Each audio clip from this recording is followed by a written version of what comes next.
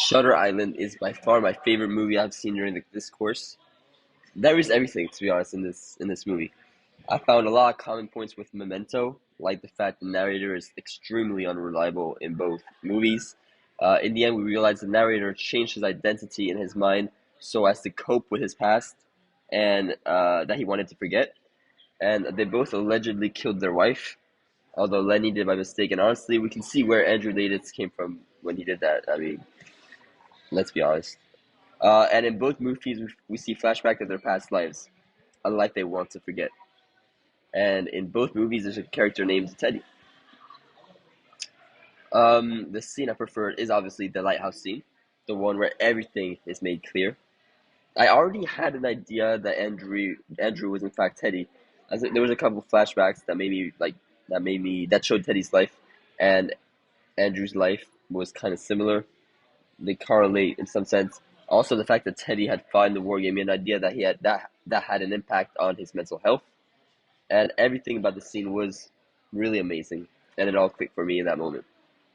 Um, I also like the scene where Rachel Solando, with the real Rachel Solando in the cave, because it made me think of another theory.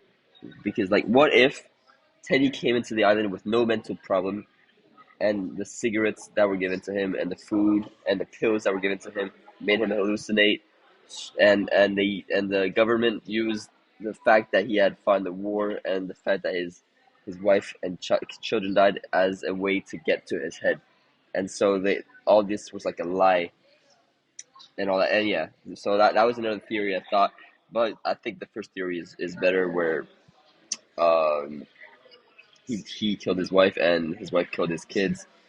I think that theory is like probably what was right.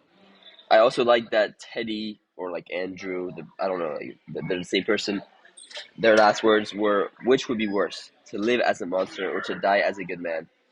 That makes me think that Andrew Latis knows who he is, that he's Andrew Latis, but he'd rather, like, he knows that if he gets discharged and released into the real world, he's gonna die. So he'd rather stay alive as a monster than to die as a good man. I think that's what he's saying, and also exactly, and I think that's a great way to end the movie, because we don't know.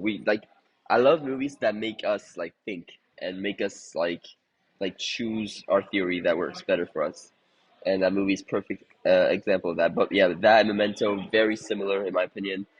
Both movies really really good, really smart, and yeah, I love both movies.